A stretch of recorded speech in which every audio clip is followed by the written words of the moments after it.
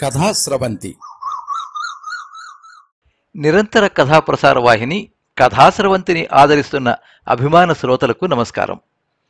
ఈనాటి కథకు స్వాగతం.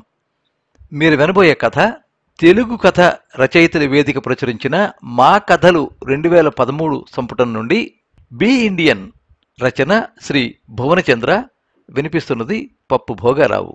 శ్రీ భువనచంద్ర కృష్ణా జిల్లా గొల్లపూడిలో జన్మించారు. వీరి స్వగ్రామం చింతలపూడి, పశ్చిమ గోదావరి జిల్లా. 18 సంవత్సరాలు ఇండియన్ ఎయిర్ ఫోర్స్లో పనిచేశారు. గత 40 సంవత్సరాలుగా తెలుగు సినీ గీత రచయితగా వేల కొలది పాటలు రచించారు. స్వాతి, నవ్య, స్వప్న, నది, చిత్ర మొదలైన పత్రికలలో కథలు, వ్యాసాలు ఎన్నో రాశారు. ఇంకా రాస్తున్నారు. అనేక పత్రికలలో కథలకు బహుమతులు, వంశీ, కళాసాగర్, వంగూరి, ఇంటూరి, సముద్రాల జూనియర్, కొవ్వలి సెంటినరీ అవార్డులు ఎన్నో అందుకున్నారు. 1971 ఇండో పాక్ యుద్ధంలో పాల్గొన్నారు. 4 వార్ మెడల్స్ పొందారు.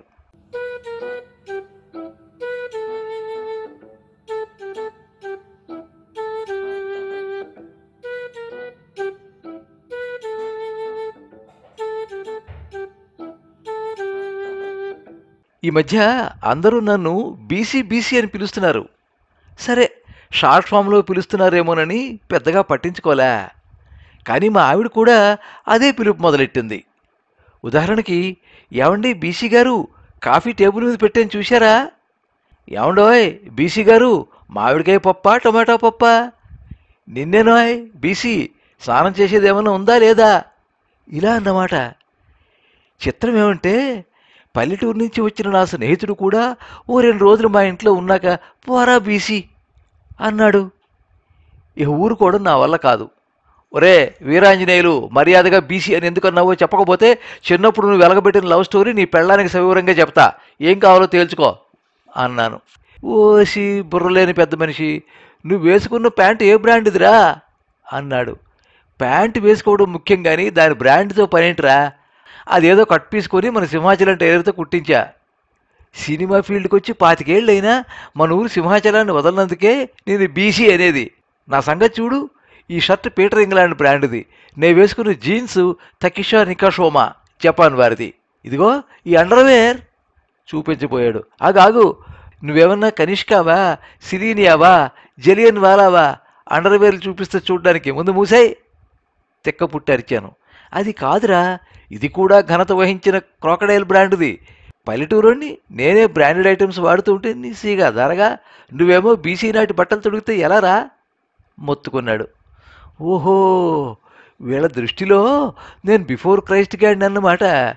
బీసీ అంటే ఏమిటో అర్థమైంది. ఒరే వెర్రి వెలక్కాయ, చిరిగే బట్టలకి, అరిగే చెప్పులకి బ్రాండ్ల పేరు మీద అంతంత డబ్బు ఎందుకురా తగలేయడం?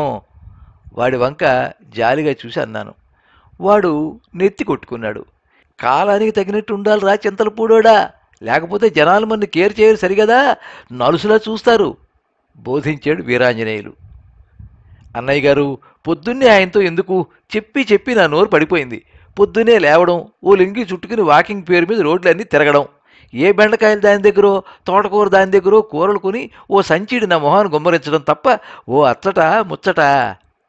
వీరాంజనేయులకి మర్యాదగా కాఫీ ఇచ్చి మరో గ్లాసుని టపామని టేబుల్పై పెట్టింది జయలక్ష్మమ్మ గారి కూతురు. ఆ గ్లాసు నా కోసమేనని అర్థమైంది. ఏం చేస్తాం? అవును, అచ్చటా ముచ్చట అంటే మాట్లాడడం లేదా, అడిగింది కొని పెట్టడం లేదా? ఉక్రోషంగా అడిగాను. ఓహో, బోలెడని కొన్నారు. వెజిటబుల్ బిర్యానీ చేసి పెడతారంటే బాస్మతి బియ్యం ఎక్కడి నుంచి తెచ్చారు? కేవలంగా నా వంక చూస్తూ అంది. కక్కిరాల పుల్లయ్య కొట్టులోంచి నేనెప్పుడు మా ఊరు వచ్చినా కొనేది అక్కడేగా అయోమయంగా అన్నాను. బియ్యానికి అచ్చట ముచ్చటకి ఉండే లింక్ ఏమిటో నాకు అర్థం కాలా. బియ్యం కక్కిరాల పుల్లయ్య కొట్టులోవి, కూరగాయల నాగభూషణం కొట్టులోవి, కందిపప్పు మినపప్పు సరే మీ అన్నగారు పండించినవి. ఇక నూనె సమయంతుల వారి గానుగ దగ్గరది. అవునా? అవును, అంతకంటే స్వచ్ఛమైన బెస్ట్ క్వాలిటీ ఎక్కడ దొరుకుతాయి? నేను రెట్టించాను. ఇది అన్నయ్య గారు వరుస. ఈ మనిషితో ఇంకేం చెప్పటం? చీరలు కొందాం రారా మగడా అంటే ఇది జార్జెట్టు, ఇది మైసూర్ సిల్కు, ఇది కంచిపట్టు, ఇది ధర్మవరం అంటాడే గాని డిజైనర్ చీరలు ఉంటాయి అనేది ఈ మనిషికి తెలుసా అసలు? మనీష్ మల్హోత్రాలు, తాషా తన్హాయియాలు, ఇవాళ రేపు సృష్టిస్తున్న ప్రభంజనాలు ఈయనకేం తెలుసు? ఆ డ్రెస్సులు వేసుకునేగా కోతిలా ఉండే నా ఫ్రెండ్ క్వీన్లా మారింది. ట్రెడిషనల్ లుక్ ఇస్తూ అన్నది జాగాకు. మా వీరాంజనేయులు నా వంక జాలిగా చూశాడు. ఓ 5-6 జాలి చూపులు విసిరి, నువ్వు బాగుపడవురా బీసీ అన్నాడు. ఈసారి మాత్రం బీసీ అంటే నా పేరనే అర్థమైంది. ఆ తర్వాత మరో 3 రోజులు నాతోటి వాకింగ్కి వస్తూ, ఒరే బ్రదరు, ఈ షూస్ దావూద్ కంపెనీవి, ఈ షార్ట్స్ జాకియా సుకీమయ్యావి, ఈ కళ్ళజోడు షాబాన్స్వి, ఇలారా వాకింగ్కి వెళ్లాల్సింది అని ప్రాక్టికల్గా బోధించడానికి ప్రయత్నించాడు. కానీ లుంగి చెప్పల్స్ కంఫర్ట్ దేనికి రాదని వాదించా. వాడికి విసుగు పుట్టి వాళ్ళ అబ్బాయి కొనిచ్చిన బ్రాండెడ్ కారులో వాడి ఊరు సమ్మెటారిగూడానికి చెక్కేశాడు. నేను అతి చక్కని అత్యంత సుఖకరమైన ఆర్టీసీ బస్సులో సతీ సమేతంగా విజయవాడ చేరాను ఆ మరుసటి రోజున. అయితే ఆ ముందు రోజు జరిగిన సంభాషణ చెప్పి తీరాలి. ఏంటి వదినా, ఇంకా మీరు ఆ రోకల ముందు కూర్చుని కారం, ధనియాల పొడి, మెంతి పొడి, ఆవు పొడి కొట్టడం ఎందుకు? ఎంచక్క జియా బ్రాండ్ కొనుక్కుంటే బాగుంటుందిగా అని మా అక్కతో జయలక్ష్మి గారి కూతురు అంది. ఏమిటి, జియా బ్రాండా పాడా? 6 నెలల క్రితం కొట్టిన వెధవపొడు నాకెందుకు?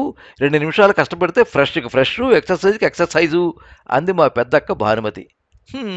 అని లోపలే అనుకుంది మా ఆవిడ. సరే, ఎంతైనా రోటి తంపుడే, రోటి పచ్చడే. ఆవిడ చికాగ్గా చూసినా నేను మాత్రం అన్ని పచ్చళ్ళు, పొడులు సీసాల్లో సర్దుకున్నా.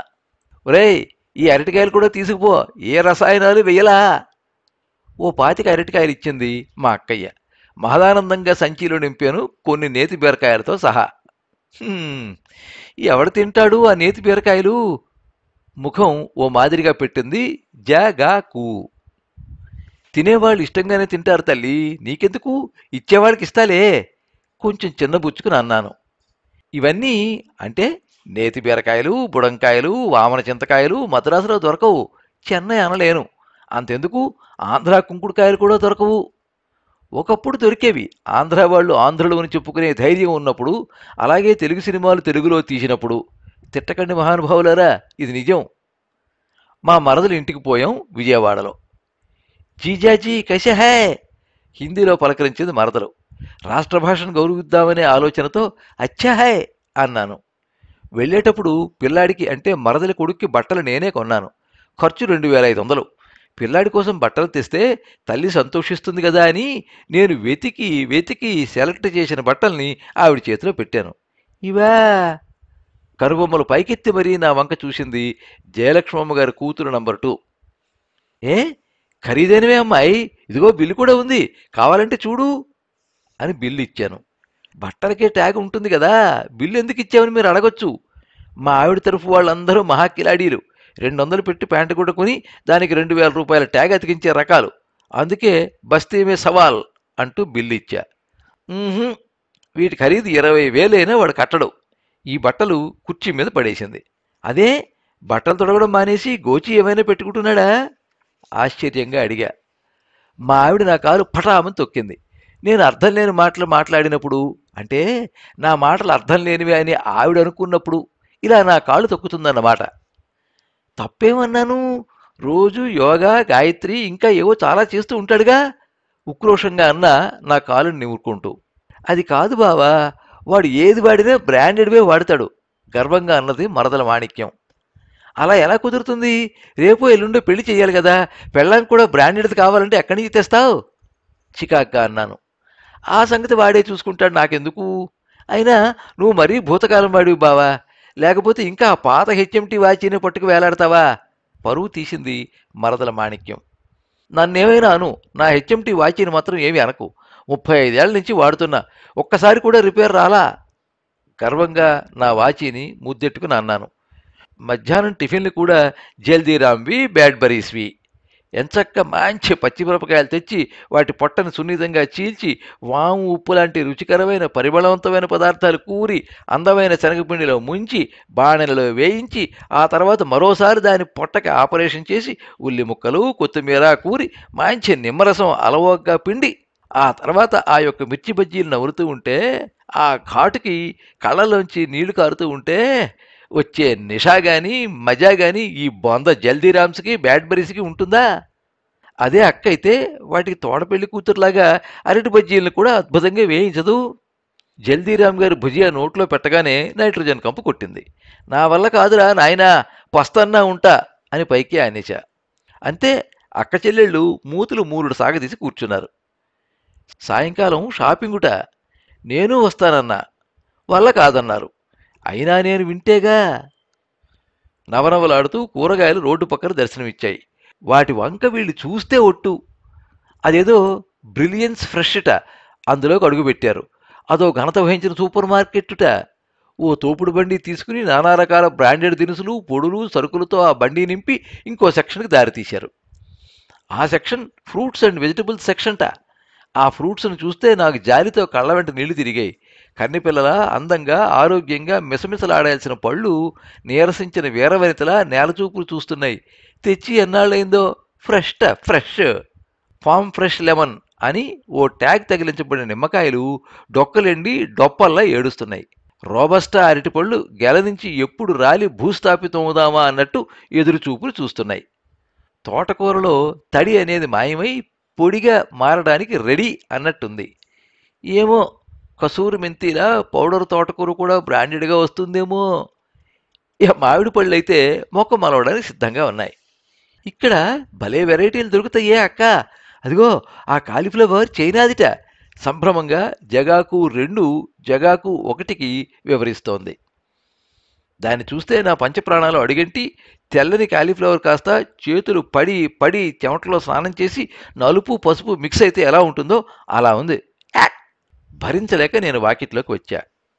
అప్పటిదాకా క్లీం క్లీం అంటున్న నా ముక్కులు బయటికి రాగానే సుఖంగా పనిచేయడం మొదలెట్టాయి.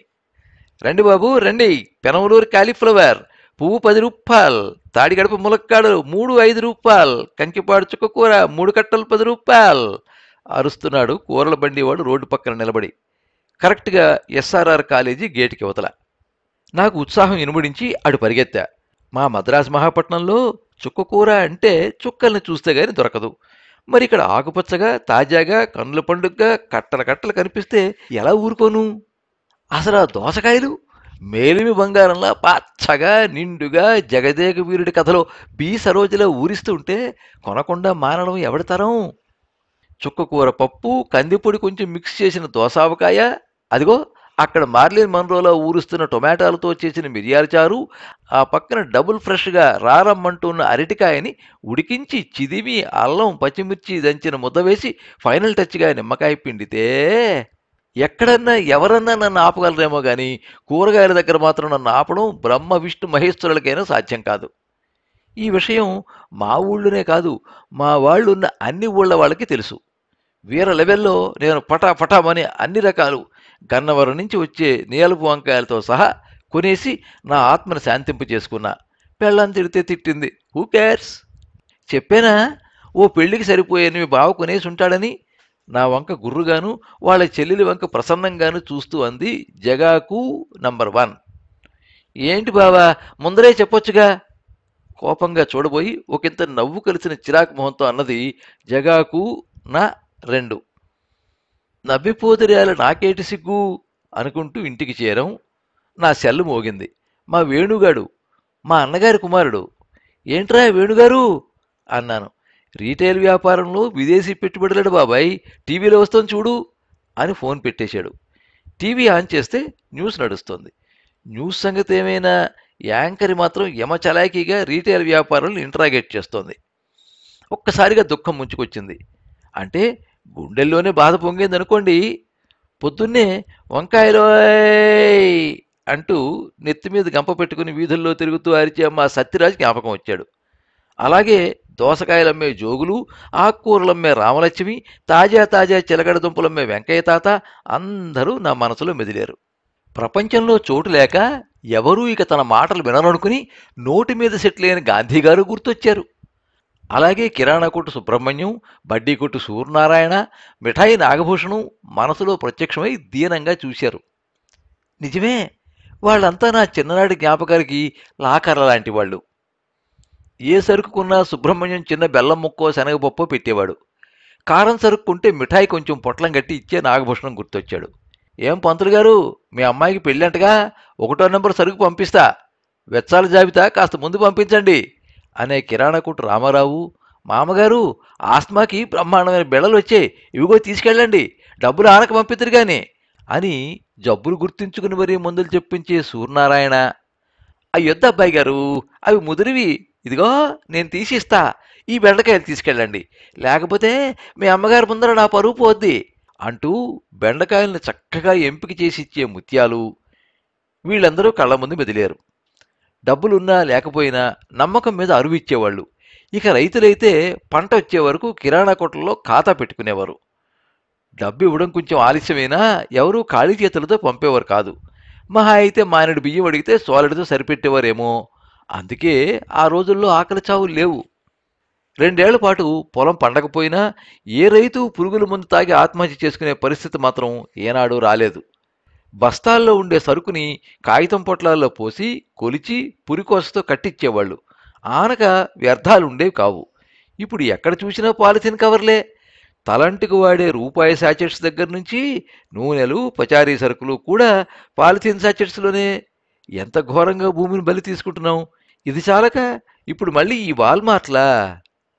అమెరికా రైతులు ఓ పక్కన ఏడుస్తూనే ఉన్నారు. ఈ వాల్మార్ట్లు వచ్చి అమెరికన్ రైతును చంపుతున్నాయని. మరి మనమెందుకు వాళ్ళని ఆహ్వానించడం? హాయిగా ఇంట్లో పండించిన రుచికరమైన భోజనాలు మానేసి ఇప్పటికే యువత హోటళ్ల మీద పడుతూ ఉండగా మెక్డానల్డ్స్ వస్తే ఊహించడానికే మనసు బాధపడుతోంది. ట్రాక్టర్లు వచ్చాక పాలు, పెరుగు అమ్మే పడతలు కనుమరుగయ్యారు. బాటా చెప్పులు, బూట్ల దుకాణాలు వెలిశాక చర్మకార వృత్తి సర్వనాశనమైంది. బాయ్ జలూకాలు, మలికా జ్యువెలర్స్ వచ్చాక స్వర్ణకారులు పనిలేని వాళ్ళు అయ్యారు. విదేశీ మిల్లులు, జీన్సు దిగబడ్డాక రాట్నాలు, మగ్గాలు మోగబోయాయి. ఇక ఈ వాల్మార్ట్లు, మెక్డొనాల్డ్లు, స్టార్బక్ కాఫీ హోటలు వస్తే మహాత్మా, విదేశీ వస్తు బహిష్కరణ సంగతి సరే, మనంతట మనం చేసుకుంటున్న ఈ స్వదేశీ వస్తు బహిష్కరణ మాట ఏమిటి? బియ్యం మనది, బ్రాండ్ వాళ్ళదా? కందిపప్పు మనది, కౌంటర్ వాళ్ళదా? తటాల్న ఓ మెరుపు మెరిసింది. మనసులో కళ్ళకి మిరుమిట్లు గొలిపే వెలుగు. ఓ అనంతమైన కాంతిపుంజం వెలిసింది. హాయిగా నవ్వాను. దేనికి నవ్వుతున్నావు? పిచ్చాడిని చూస్తున్నట్టుగా నా వంక చూసి అడిగింది జగాకు 1. ఇప్పుడు ఎన్ని వాల్మార్ట్లు వచ్చినా నాకు భయం లేదు, ఆనందంగా ఉన్నాను. అదే ఆశ్చర్యంగా అన్నది. అవును, ఈ వాల్మార్టుల్లోనూ బ్రిలియంట్ ఫ్రెషర్లోనూ ఉండేవాళ్ళంతా ఉద్యోగస్తులు మాత్రమే. అవును, అయితే వాళ్ళకి మనకి ఉండేది కేవలం మనిషికి మనిషికి ఉండే సంబంధమే గాని మనిషికి మనిషికి మధ్యన ఉండే స్నేహ సంబంధం కాదు. పళ్ళీకలించా. అంటే ఇందాక మీరు తోపుడు బండి తోసుకుంటూ సరుకులు, కూరలు దానిలో పడేసి క్యూలో నిలబడి బిల్లు కట్టి సరుకులు తెచ్చుకున్నారు, అవునా? కాక ఫ్రీగా ఇస్తారా? వాళ్ళ దగ్గరికి వెళ్ళి ఒక బిస్కెట్ ప్యాకెట్ అప్పిస్తారేమో కనుక్కో. ఎందుకు ఇస్తారు? వెర్రివాడిని అన్నట్టుగా చూసింది. ఇవ్వరు. అదే మా కక్కిరాలు పుల్లయ్య కొట్టుకెళ్ళి 1000 రూపాయల సరుకు ఆనా అడ్వాన్స్ ఇవ్వకుండా అప్పుగా తీసుకురావచ్చు.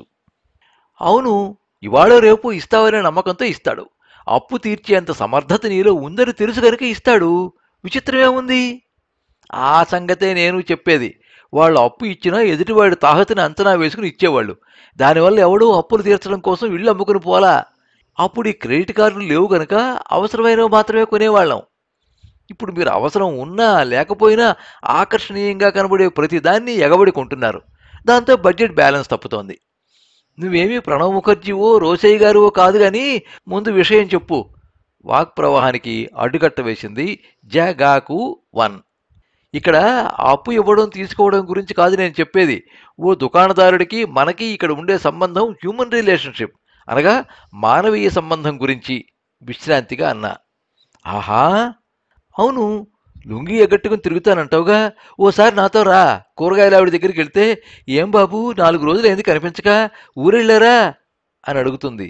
కిరాణా కొట్టుకు పోతే బాగున్నారా సార్, లిస్ట్ ఇవ్వండి చాలు, పిల్లాడితో సరుకు ఇంటికే పంపుతా అని అంటాడు. ఇవన్నీ మెకానికల్గా ఉండే బ్రిలియన్స్ ఫ్రెషర్లో దొరుకుతాయా? అంటే నిన్ను పలకరించే వాళ్లే గొప్ప అంటావు. ముమ్మాటికి అంతే. మన ఇంట్లో శుభం జరిగితే వాళ్ళు ఆనందిస్తారు. మనకి కష్టం కలిగితే అయ్యో అని కనీసం జాలి చూపుతారు. అంతకంటే ఏం కావాలి? డబ్బుకే ఉండొచ్చు, ఉండకపోవచ్చు. కానీ మనుషులు మమతలు మాత్రం ఉండి తీరాలి. కనీసం కష్టం సుఖం పంచుకునే వాళ్ళు ఉండాలి. వ్యాపారస్తుడికి కొనుగోలుదారుడు కావాలి. కొనుగోలుదారుడికి వస్తువులు సమకూర్చే దుకాణదారుడు కావాలి. ఆ ఇద్దరి మధ్య స్నేహ సంబంధమో మానవీయ బంధమో లాంటి సత్సంబంధం ఉంటే అదే కలికాలం మనిషిని మనిషిగా నిలబెడుతుంది. ఉపన్యాసం బాగుంది. మూతి ముచ్చటగా తిప్పింది జగాకు 2. యా, ఆహారాన్ని బట్టి ఆలోచనలు, ఆలోచనలు బట్టి ఆరోగ్యం ఉంటుందంటారు పెద్దలు. అమ్మేవాళ్ళకి కొనేవాళ్ళకి మధ్యలో సత్సంబంధాలు ఉంటేనే ఆరోగ్యం అనే మహాభాగ్యం సిద్ధిస్తుంది. చప్పట్లు కొట్టమంటావా? కొట్టో కొట్టో కొబ్బరికాయ కయ్యం ముందు రాగయుక్తంగా పాడాను. అది ఎట్టాగూ తప్పదు, పాటలు ఆపకపోతే. మూతితో పాటు చెయ్యి తిప్పింది మా ఆవిడ. అమ్మాయి, మీరెన్ననుకున్నా ఏమనుకున్నా నాలాంటి వాళ్ళు మాత్రం మీరు ముచ్చటపడే తోపుడు బండి మార్కెట్లోకి అడుగుపెట్టరు. నెత్తిన బుట్టలో కూరలమ్మే కనకమ్మే నాకు కనకదుర్గమ్మ, ఎడ్ల బండిలో దోసకాయలు వేసుకుని వీధి వీధి తిరిగి అమ్ముకునే బాలయ్యే నాకు భీమేశ్వరుడు, చెవిలో పెన్సిల్ పెట్టుకుని బట్టలు కుట్టిచ్చే సింహాచలమే నాకు నరసింహస్వామి, ములక్కాడలమ్మే మాణిక్యమ్మే నాకు అలమేల మంగతాయారు. పా, నువ్వు మీ చెల్లిపోయి ఆ చచ్చుపుచ్చు చైనా కాలీఫ్లవర్ వండుకోండి. నేను మాత్రం నాటు సపోటాలు అమ్మిన సక్కుబాయమ్మ సాక్షిగా ఆవకాయ కలుపుకుని అన్నం తింటాను. డిక్లేర్ చేశాను. ఎంతైనా మిలిటరీ వాడిని కాదు. జై రైతు బజారు, జై జై రైతు బజారు.